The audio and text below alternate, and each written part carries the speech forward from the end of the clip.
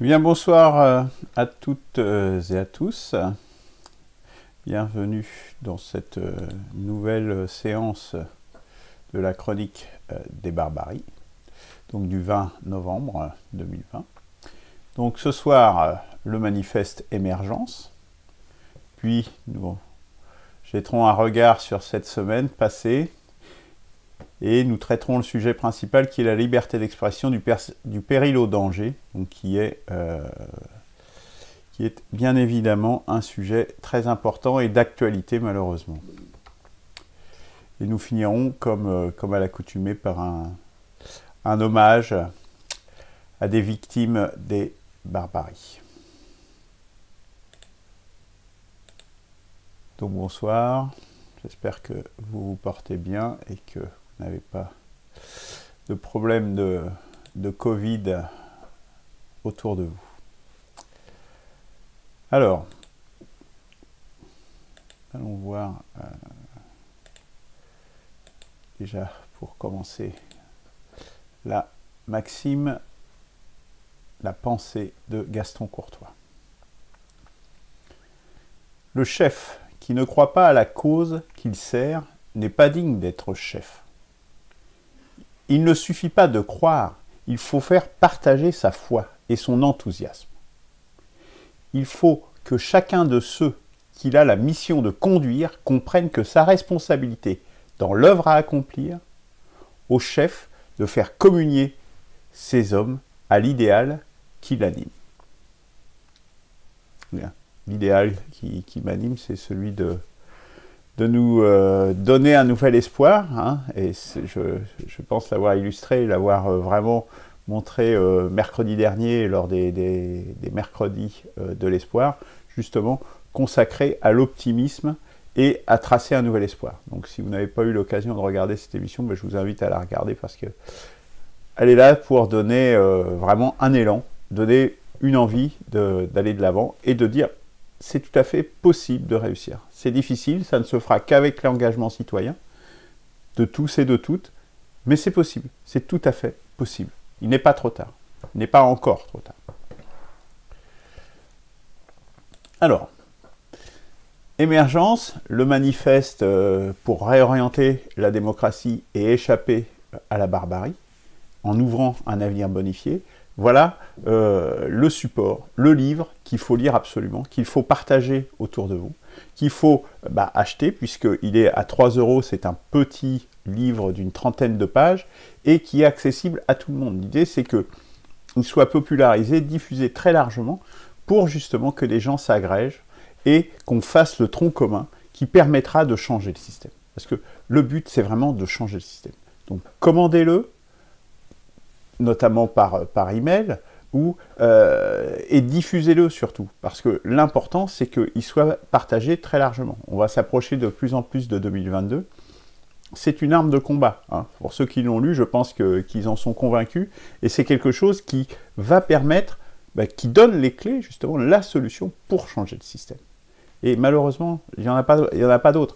D'autres qui soient réellement viables, parce qu'il y a d'autres solutions. Bon, il y a l'offre politique, je dirais, traditionnelle.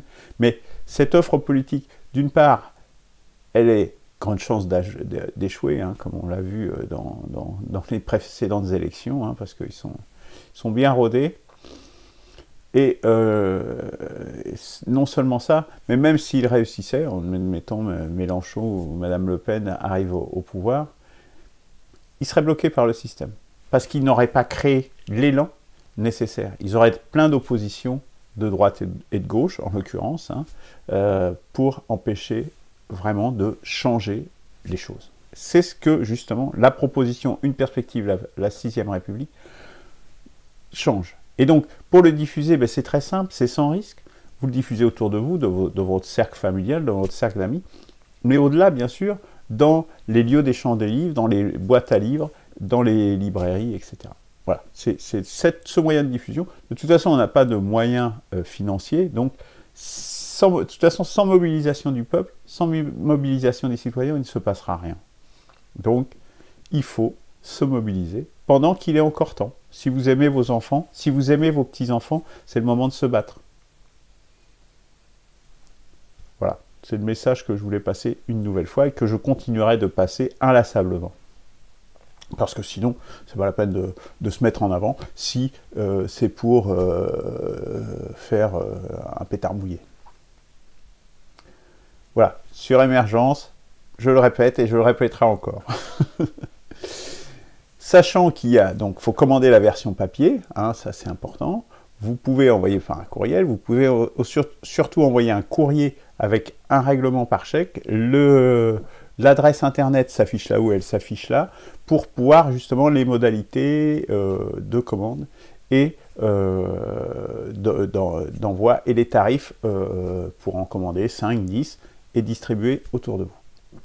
Donc voilà, c'est 3 €. Si on n'est pas capable de mettre 3 €, 30 € pour sauver notre avenir, bon bah, on n'a qu'à se laisser mourir, quoi, puis c'est tout. Hein. Si on n'est pas capable de se mobiliser et de mettre un peu de soi-même et un peu d'argent là-dedans, eux, ils ont des moyens financiers considérables. Nous n'avons que notre mobilisation. Il n'y a que ça qui pourra faire quelque chose. Donc, il faut se mobiliser, c'est tout, mon message, il est simple. Émergence, donc là, Émergence, c'est le premier volet. Le deuxième volet, comme je disais, qui est le volet idéologique du manifeste Émergence, est vraiment en cours de finalisation. Là, il a été encore relu aujourd'hui par un intellectuel de ma connaissance de grande qualité, je trouve. Donc voilà, il y a quelques retours, mais globalement, je dirais que c'est très intéressant et je pense que il y a mon chat qui miaule. Qu'est-ce que tu veux, Cannelle? Bon, désolé. Donc voilà. Donc ce nouveau manifeste qui va sortir avant la fin de l'année, ça c'est clair, normalement avant la fin novembre, j'espère. Voilà, il sera également disponible. Donc là, il est plus destiné, il est un peu plus difficile à lire que le premier manifeste. Le manifeste est destiné à un grand public, est destiné vraiment à tout le monde. Le second, le manifeste idéologique, est plus difficile à lire et plus exigeant. Il s'adresse vraiment à des intellectuels, à des philosophes, à des gens académiques, etc. Mais c'est des gens qui sont très importants à mobiliser, parce que si on veut avoir des nouvelles lumières qui se mettent en marche, qui s'allument, dans tous les domaines, vraiment dans tous les domaines, culturels, artistiques, etc., que les intellectuels se mobilisent. Et pourquoi c'est si important de créer des nouvelles lumières? Pour créer cet espoir. Parce que sans nouvelles lumières, il n'y aura pas d'espoir. C'est aussi, lorsque nous serons arrivés à notre fin, c'est-à-dire à mettre en place la 6ème République, c'est aussi de rayonner à l'international pour ne pas se retrouver dans la situation de nombreux pays où est-ce qu'on les met sous embargo, etc. Parce que justement, ils n'ont pas su rayonner, ils ont réussi à faire quelque chose dans leur pays, mais ils n'ont pas rayonné à l'international, ce qui les empêche de bloquer et puis de populariser ce qu'on va essayer de faire et de vraiment la réinvention civilisationnelle que nous sommes en train de construire. Donc c'est très important. C'est pas du tout un détail, c'est la condition de la réussite. Il faut vraiment faire une attaque tous azimuts. Voilà pour Émergence. Alors, regard sur la semaine, donc un regard en bref sur la semaine. Covid-19, j'en reparle parce qu'on est vraiment dedans, dans cette barbarie qui s'accroît, hein, puisque en France, eh bien, 4602 morts sur les 7 derniers jours. Je vous rappelle les chiffres, la semaine dernière c'était 3500 à peu près, je ne me rappelle plus du chiffre exact, c'était 3000 la semaine précédente, donc on voit bien qu'on est vraiment dans une situation qui s'aggrave, hein. On voit bien que la courbe des morts, là, c'est la courbe blanche. On voit bien qu'elle redécolle complètement, quoi. La France est devenue le 4e pays le plus touché au monde en nombre de cas. Le 4e pays. Les autres pays, c'est les États-Unis, le Brésil et l'Inde. Pas la même population, quand même. Hein. Ben, nous, on est 4e. La France, nous sommes 4e en nombre de cas. Voilà la situation. Donc je pense quand même que c'est une barbarie qui touche beaucoup de gens. moi, je ne suis pas dans les blabla, dans les complotismes, etc. La réalité, elle est ce qu'elle est. De toute façon, il y a des gens qui meurent, il y a des gens qui souffrent, il y a des gens qui ont des séquelles. Il faut être sérieux, hein, dans la vie. Et mon objectif, c'est d'être sérieux et réaliste et de ne pas se raconter des histoires. Quand on se raconte des histoires de complot, ça ne veut pas dire qu'il n'y a jamais de complot, c'est pas ce que je veux dire. Des histoires de complot mondial, etc. C'est des moyens de se rassurer, de croire qu'il y a des gens qui tirent les ficelles. Il n'y a pas de tirage de ficelles. Il n'y a pas de tirage de ficelles. Ils ne maîtrisent plus rien, c'est tout. Comme pour les islamistes, ils ne maîtrisent que dalle. Et bien là, c'est la même chose, mais dans un autre domaine. C'est ça la barbarie. Il faut bien se le mettre dans la tête. Alors, un autre sujet, un autre regard sur cette semaine, il y a eu un rapport qui est tombé cette semaine, RED 2020, donc sur la situation des pays bordant la Méditerranée, qui est une véritable bombe à retardement, en particulier dans le domaine de l'environnement et du développement, de la nature et du développement. Donc j'ai mis 2 URL là-haut, donc planbeu.org et un article qui donne un résumé plus synthétique sur ce rapport. Alors qu'est-ce qu'il dit ce rapport? Il dit la démographie des pays et des villes du Sud est en croissance. Et ça a un impact sur l'environnement. C'est surtout que beaucoup de villes, il y a des concentrations urbaines et des concentrations qui sont aussi en zone proche des côtes. Donc avec s'il y a une élévation du niveau des mers, forcément toutes ces habitations deviennent obsolètes. Une bonne nouvelle malgré tout, le développement humain, par rapport à l'étude précédente, il s'est accru et donc il y a un meilleur développement humain. Alors, après, il y a certainement différents instruments de mesure, mais comme le niveau d'éducation et tout ça, qui s'est amélioré. Donc ça, c'est plutôt quelque chose de positif et il faut le noter quand même. C'est important. Comme quoi, quand on veut, on peut. En revanche, la vulnérabilité aux chocs externes de toute nature, mais en particulier aux chocs environnementaux, s'est accrue. C'est ce que dit ce rapport par rapport aux éditions précédentes. Et la pression et les pressions, d'une manière générale, parce qu'il y a différents types de pressions sur l'environnement, se sont aussi accrues. Ça, c'est encore une autre mauvaise nouvelle. Vraiment, ça fait des pays autour de la Méditerranée, et surtout ceux du Sud, des véritables bombes à retardement social, sachant que, en plus de ça, il y a déjà des impacts du réchauffement climatique qui se font ressentir dans ces zones.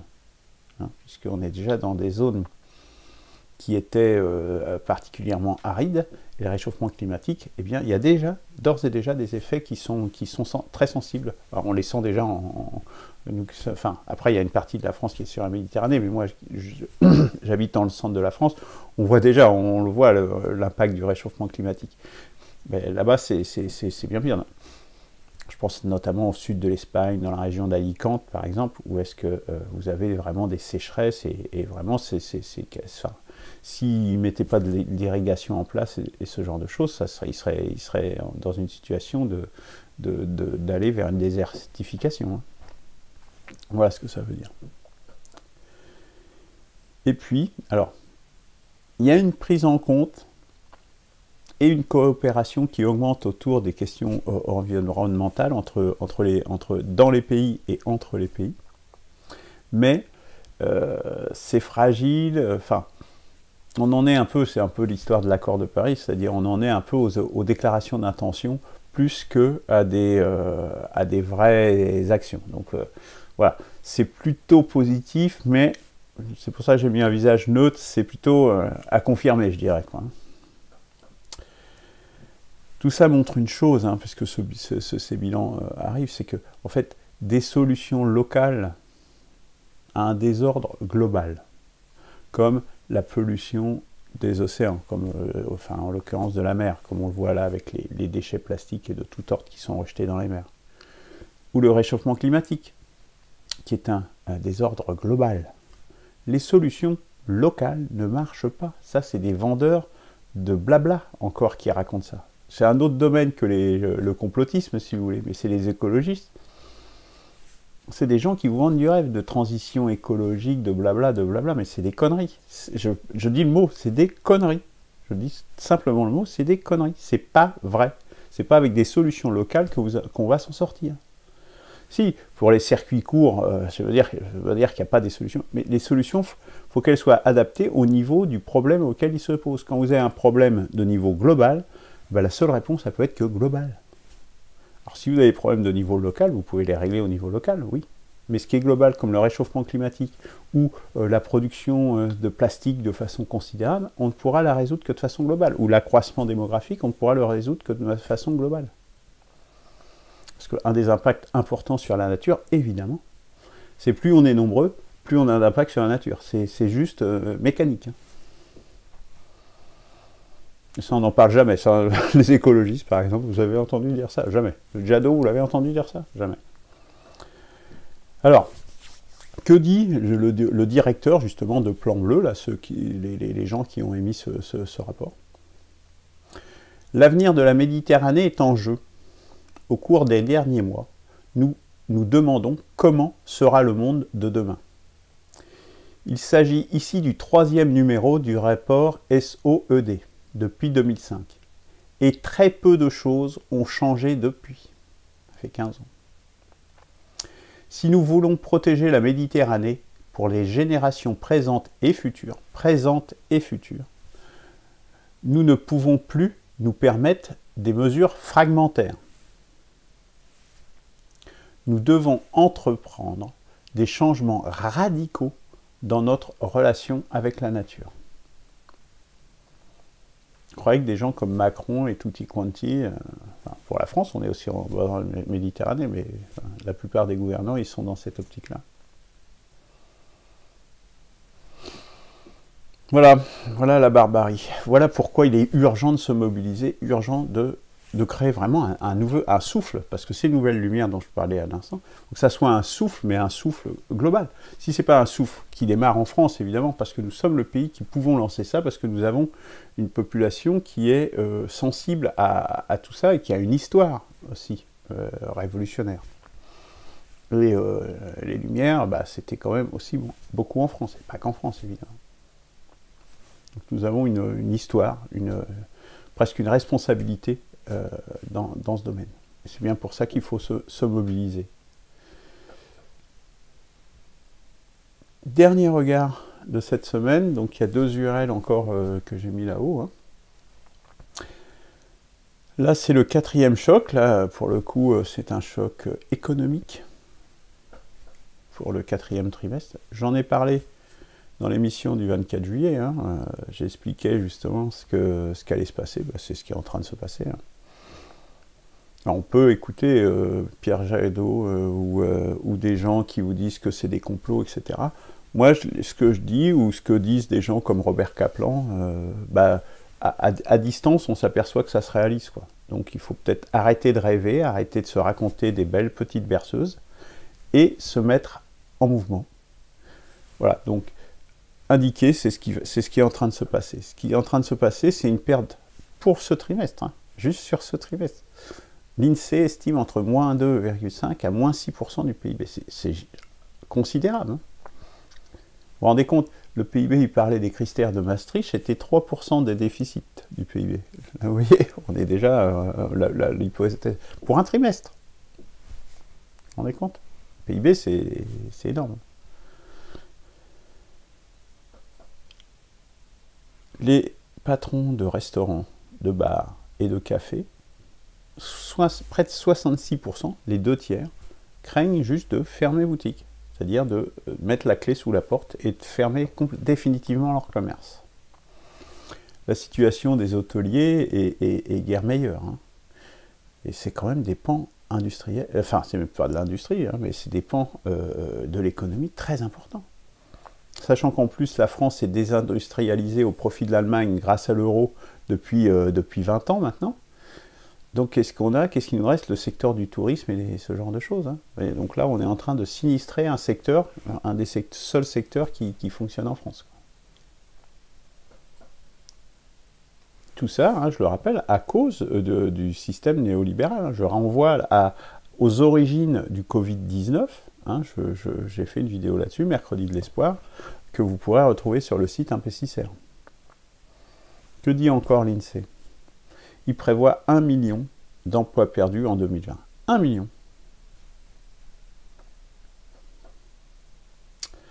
Tout cela, c'est le 4e choc. Mais ce que j'ai annoncé aussi le 24 juillet, donc c'est un choc plutôt déflationniste, c'est un 5e choc. Et ce 5e choc, on commence à en avoir des prémices, puisque le 5e choc sera plus financier. Où là, actuellement, on a une forte dégradation des finances publiques. Je parlais l'autre jour de la sécurité sociale qui sont en train de mettre à cul. Mais les finances de l'État, c'est pas mieux, puisque là, ils ont urgemment besoin de liquidités. Hein. C'est bien pour ça qu'ils font pression sur la Pologne et sur la Hongrie pour qu'ils acceptent leur plan, parce qu'ils ont besoin d'argent frais.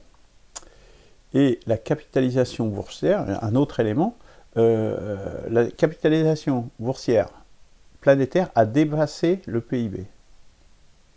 C'est-à-dire que ce qu'on produit en un an, c'est égal au bilan, enfin au capital.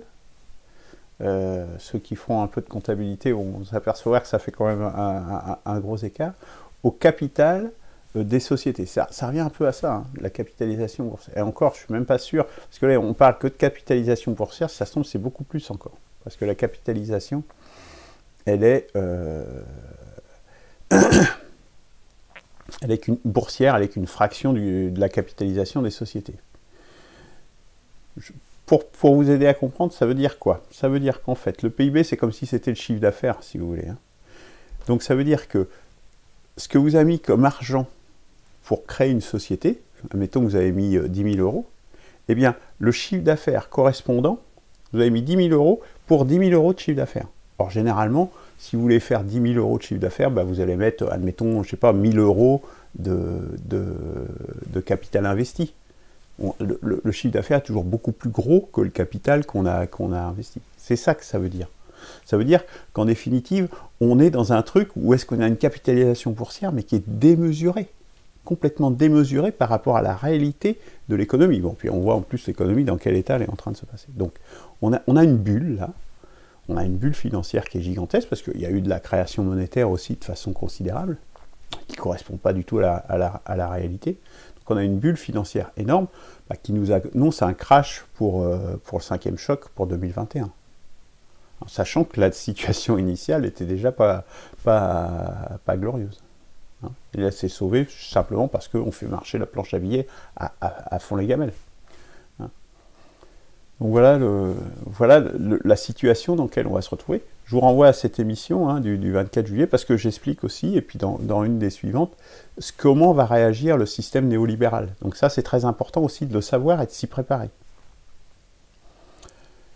Je continue, parce que c'est des brèves, c'est censé être des brèves, je m'excuse, mais ça me touche beaucoup, donc il faut absolument que tout le monde soit conscient de ce qui est en train de se passer, et qu'il réagisse. Si on ne réagit pas, là franchement, et puis pas réagir n'importe comment, parce que si c'est pour se faire défoncer par les flics comme les pauvres gilets jaunes, ça ne servira à rien, parce qu'il faut créer un mouvement de masse. Il faut rassembler les Français. C'est ça qui compte. Il faut qu'on soit tous rassemblés. Et si on est rassemblés, là on sera fort, on sera invincible. C'est la première de toutes les choses, nous rassembler. Alors, le sujet principal d'aujourd'hui, donc, liberté d'expression, du péril au danger. J'en avais parlé la semaine dernière que je ferais cette émission. Bah, je vous invite à revoir. Hein. C'était notamment sur la censure pratiquée sur le film Hold Up, hein, le documentaire Hold Up, bah, avec porte-parole eurodéputée Madame Sicurel dans une émission sur CNews qui parle de complotisme, etc. et censure par les plateformes, par les diffuseurs privés. Hein.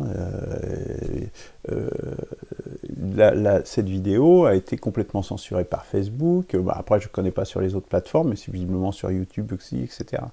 Heureusement, il y a quelques plateformes indépendantes qui permettent de pouvoir encore voir ce documentaire. Mais voilà, on en est dans cet état d'esprit. Ce qui est surtout intéressant, tout est intéressant, mais c'est leur état d'esprit. C'est-à-dire qu'ils ont un état d'esprit où interdire, censurer, ça leur pose aucun problème. C'est vraiment...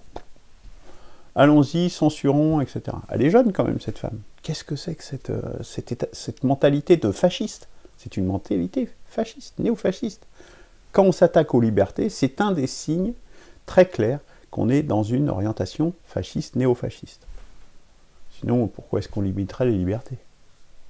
Surtout la liberté d'expression sur un documentaire, qui n'est pas insultant ni rien du tout. Continuons sur la liberté, parce qu'il y a vraiment un danger grave et imminent, et en particulier sur deux choses très importantes, la liberté et la liberté d'opinion, qui sont deux besoins de l'âme.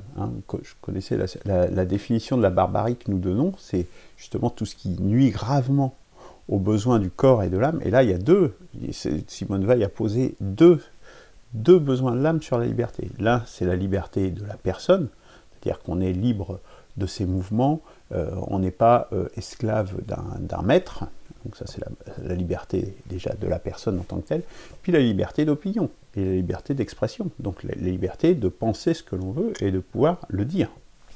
Donc ça c'est très important. Ces deux libertés sont attaquées aujourd'hui, puisque on nous réfrène, on n'a plus le droit de circuler comme on le veut, et avec des papiers, enfin avec tout ce que vous connaissez. Puis la liberté d'opinion, on l'attaque également aujourd'hui avec justement cette loi sécurité globale qui passe actuellement au Parlement. Et tout ça sous prétexte de lutte antiterroriste. C'est parce que vous croyez que ça va être en restreignant les libertés que vous allez réussir à lutter contre le terrorisme. Franchement, c'est un problème idéologique.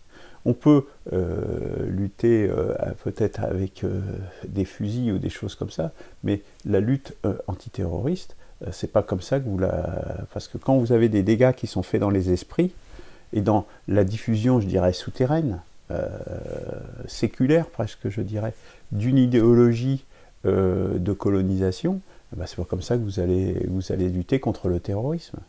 Pas du tout.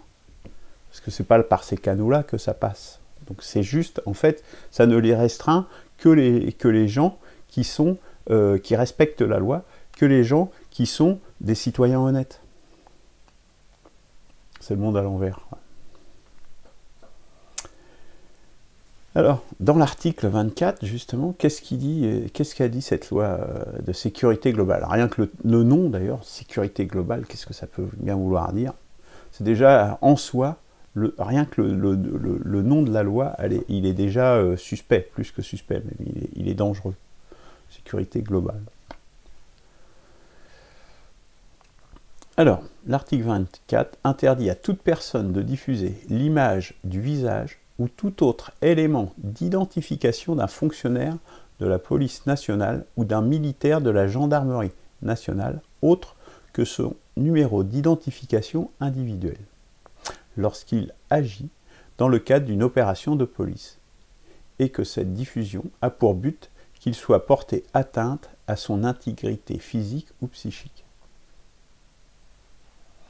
Alors ça, moi déjà, c'est quelque chose qui me choque profondément.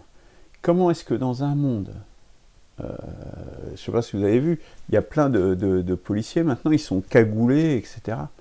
Mais normalement, c'est les gangsters qui sont cagoulés.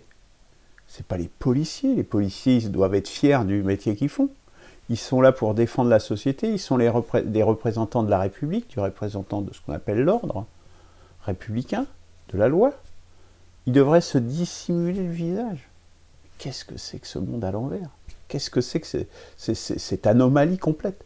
Donc là, non seulement ça, mais on n'aura plus le droit de les filmer, de pouvoir les identifier. Qu'est-ce que ça veut dire? Ça veut dire que diffuser des images d'opérations de police, notamment en direct, ça sera impossible. Plus possible d'avoir des gens qui filment, et même avec votre portable ou n'importe quoi. Ça deviendra répréhensible, rien que de filmer. Surtout une intervention de police, c'est-à-dire quelque chose qui a lieu dans la sphère publique. On n'est pas dans la sphère privée, on est dans la sphère publique. Et donc, filmer ou photographier, bah, ça va entraîner quoi? Ça va entraîner des interpellations et fatalement des violences des forces de l'ordre, puisque quand vous êtes en train de filmer, bah, on va venir vous arrêter, etc. Donc ça va, que ça se passe sans violence, je ne vois pas comment c'est possible. Et puis, du coup, ça va aussi entraîner, parce qu'il y a des gens qui vont avoir peur, hein, donc il va y avoir une autocensure massive des médias qui, du coup, bah, ne diffuseront plus rien. Et puis, même sur les plateformes, même les rédacteurs en chef diront oh, non, non, je ne diffuse pas ça, même si j'ai les images, je ne les fais pas voir parce que je n'ai pas envie d'être attaqué. Donc, ça veut dire qu'on crée un système où c'est, en gros, la police qui décide de ce qui est autorisé ou non. Ça a un nom. Ça s'appelle un état policier. C'est une barbarie. Voilà ce vers quoi nous emmène, et c'est tout à fait dans la ligne de l'idéologie de cette Madame Chirula, la porte-parole de LREM. C'est pas un député X ou Y ou un maire, tu vois, bon, parfois qui peut faire un dérapage. Non, c'est la porte-parole. On va vers un état policier. Et c'est justement dans le 5e choc, là, dont je parlais tout à l'heure, c'est ce qu'ils veulent mettre en place, de toute façon. Et ça va très loin. Donc, il est vraiment temps de réagir, vraiment, ça urge de plus en plus. Alors, sur ce, la Ligue des droits de l'homme a saisi l'ONU, l'Organisation des Nations Unies, hein, donc, qui siège à New York notamment. Et l'ONU a adressé un rapport par rapport à cette loi au président Macron. Et qu'est-ce qu'il dit, ce rapport? Il dit notamment « L'information du public et la publication d'images et d'enregistrements relatifs à des interventions de police sont non seulement essentielles pour le respect du droit à l'information, mais ils sont en outre légitimes dans le cadre du contrôle démocratique des institutions publiques. » C'est très clair. Ça veut dire que si on n'a plus le droit de filmer les actions de la police, eh bien, on sort de la démocratie. Très nettement, puisque du coup, c'est de l'arbitraire, on peut faire ce qu'on veut. De toute façon, ça sera pas, il n'y aura aucun élément de preuve à charge ou à décharge sur une intervention. Et le rapport poursuit. Son absence pourrait notamment empêcher que soient documentés d'éventuels abus d'usage excessif de la force par les forces de l'ordre lors de rassemblements. C'est d'ailleurs très précisément grâce à ces enregistrements qu'il y a eu des gilets jaunes où on a vu les répressions des gilets jaunes. C'est-à-dire que ça aurait été déjà il y a eu un gros blackout sur les violences contre les gilets jaunes, hein, mais qui plus est, là on aurait été un blackout complet puisqu'on n'aurait même pas eu de source. Vous vous rendez compte vers où on va? Et on va pouvoir tuer impunément comme dans les régimes monarchiques. Et en plus, moi je dirais, si on prend un peu de recul, qu'est-ce que ça révèle également, ça? Le fait que les policiers, il faut qu'ils se cachent, il ne faut pas qu'on puisse les voir, etc. Ça révèle en fait une fragilisation de l'état d'esprit des policiers et des gendarmes. Parce que ce sont aussi des citoyens français, que diable. Et comme je disais tout à l'heure, ils ont une mission de service public dans lequel ils devraient être fiers. Ça montre en fait qu'il y a un signe d'un problème profond, d'un malaise profond dans ces professions, où ils sentent bien qu'ils ne servent plus le bien commun de la nation, mais ils servent le bien d'une oligarchie qui n'est même pas une oligarchie nationale, qui est une oligarchie mondialisée, c'est-à-dire ils sont le parti de l'étranger en France. C'était un peu comme à l'époque de 1789, où est-ce que la monarchie était soutenue par les autres monarchies en Europe. Mais on est là. Et il y a un profond malaise dans la police, j'en suis certain. Il y a plein de gens dans la police et dans la gendarmerie qui se disent, mais qui se sentent plus légitimes. Et donc, pour essayer d'éviter ça, ils se disent, on va vous cacher, comme ça vous serez pas reconnus. Et tout ça. Voilà. Donc en fait, on les transforme en gangsters. Hein. Les gangsters, ils se mettent une cagoule, un bas sur la tête pour pas qu'on les reconnaisse. Ben voilà. Les forces de l'ordre public, non, ils se cachent. Voilà ce que ça veut dire. C'est ça qui est révélateur. C'est un malaise très profond. C'est très grave, ça.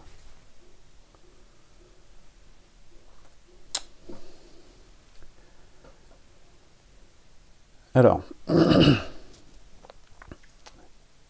on a une modification, donc ça vise à modifier cette loi, ce projet de loi de Dupond-Moretti, là, qui est passé ministre de la Justice.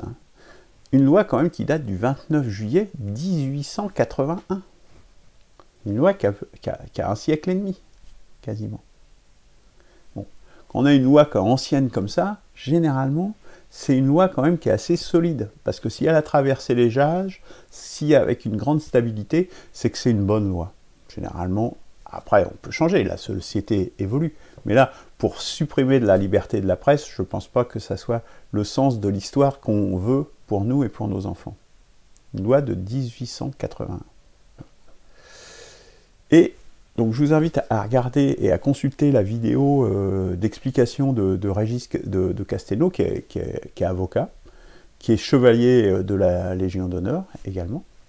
Et donc dans cette vidéo, donc sur Front Populaire, sur le site de Front Populaire, il y a l'URL en haut, hein, j'ai pris quelques notes, mais il dit, donc le contrôle, une des choses importantes, c'est le contrôle a posteriori, par exemple. C'est-à-dire qu'on s'exprime d'abord, puis si ce que vous avez dit contrevenait à la loi, bon, eh bien à ce moment-là, on peut vous attaquer, et donc c'est jugé par un juge.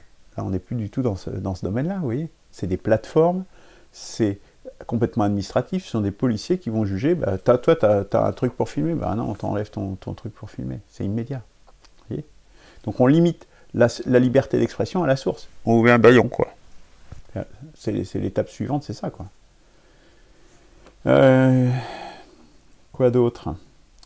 Ben voilà, comme je disais, hein, ça a été documenté par les vidéos, les violences policières contre les gilets jaunes ou dans les manifestations contre la retraite.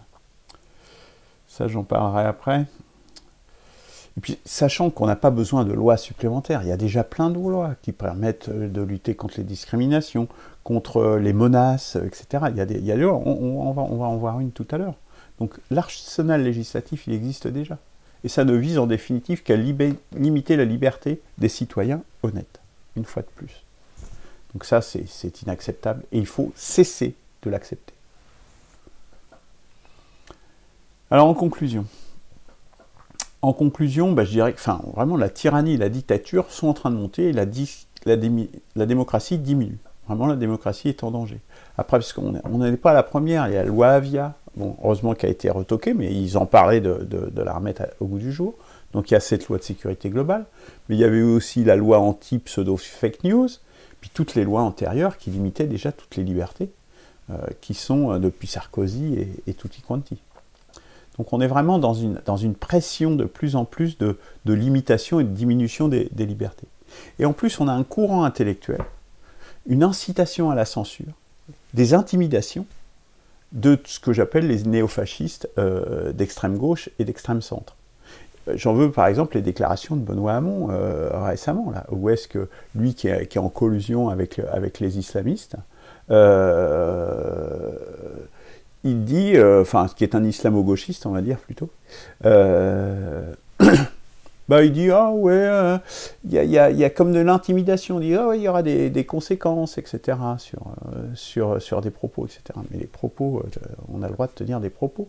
Enfin, il y en a d'autres hein, qui sont pour interdire purement et simplement des expressions. Mais on va où, là? On va où? Donc ça, c'est tout un courant intellectuel qu'il faut vraiment battre en brèche, et c'est pour ça aussi qu'il y a ce manifeste idéologique dont je parlais tout à l'heure. Il faut vraiment qu'il y ait des nouvelles lumières, et que tous ces gens soient balayés, ces faux intellectuels, ces gens qui ressassent ce sont des nihilistes, des gens qui ne cherchent qu'à se détruire eux-mêmes, et à nous détruire avec. Basta. Une autre chose aussi, c'est notamment il faut quand même voir à quel point on arrive à un système qui est pourri. Vous vous rappelez de l'histoire de Mila qui avait dénoncé, qui avait dit bah, « moi j'aime pas l'islam et puis j'aime pas cette religion, etc. » À la loi, ça fait partie de la liberté d'expression. Eh bien, l'instruction, au départ, contre elle était. Elle n'était pas contre ceux qui l'attaquaient, elle a reçu quand même des milliers de menaces de mort, voire des 1000 par heure, des choses comme ça. Enfin, vous verrez la vidéo de Régis de Castelnau, il en parle aussi. L'instruction, au départ, la justice, l'attaquait elle. parce qu'elle avait dit quelque chose. Mais vous vous rendez compte, on est dans le monde à l'envers. C'est-à-dire que les gens qui vont tuer des Français, qui vont les égorger, elle a été obligée de changer de domicile, de changer d'école, et c'est la justice française, en première intention, c'est elle qu'elle attaque. Voilà le résultat de ces néofascistes et de cette idéologie de nihilisme et de destruction de la nation et de son âme. Parce que la liberté, ça fait partie de l'âme de la France. On le verra tout à l'heure. Voilà, c'est une barbarie, quoi. Alors, pour prolonger, je vous invite alors, j'ai pas lu ce livre, mais j'ai lu un des articles qu'elle a écrit récemment, Anne-Sophie Chazot, Liberté d'inexpression, nouvelle forme de censure, de la censure contemporaine. Je pense que c'est un livre qui doit être intéressant et qui mérite d'être lu, donc je me permets de le signaler. Voilà. Pour terminer, eh bien, je vais vous chanter le chant du départ. Le premier couplet et le refrain, en hommage justement à Samuel Paty, qui est mort justement pour la liberté d'expression. Il en est mort, cet homme de la liberté d'expression. Il est temps que le peuple français se lève et se mette au goût de jour de ce vieux chant révolutionnaire et de ce chant qui est un hymne à la liberté. La victoire en chantant nous ouvre la barrière, la liberté guide nos pas. Du nord au midi, la trompette guerrière a sonné l'heure des combats. Tremblez, ennemis de la France, roi ivre de sang et d'orgueil, le peuple souverain s'avance, tyran, descendez au cercueil. La République nous appelle, sachons vaincre ou sachons périr. Un Français doit vivre pour elle, un Français doit mourir. Un Français doit vivre pour elle, un Français doit mourir.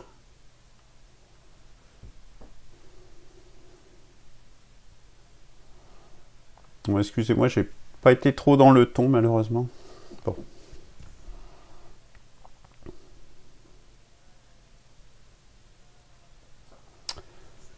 Bon, poursuivons avec la dernière séquence de cette émission, hommage à des victimes des barbaries. On va revenir justement sur les menaces de mort. Le parquet du Havre indique, le mardi 10 novembre, un homme, dans l'enceinte d'une école primaire, a menacé à 3 reprises l'instituteur de son fils, dans les termes suivants. « Je vais t'exploser, je vais t'égorger. » Ces faits interviennent suite à une altercation entre élèves où l'instituteur est intervenu fermement pour les séparer.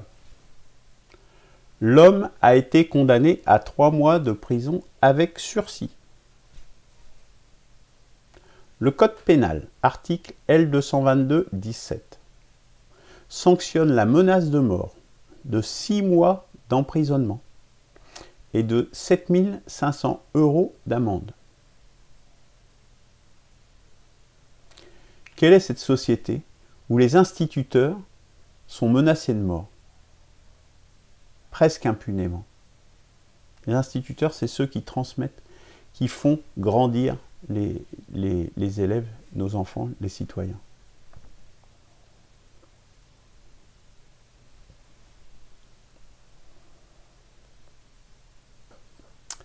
Voilà, on arrive au terme de l'émission. Donc, en bref, passez à l'initiative. Hein, je ne cesse de le répéter, mais c'est vraiment important. Il faut le faire. Hein, il faut se bouger. Inscrivez-vous sur le site 1P6R. diffusez le manifeste, commandez-le la semaine prochaine. Les mercredis de l'espoir qui seront consacrés à un thème important également, la nouvelle alliance conjugale.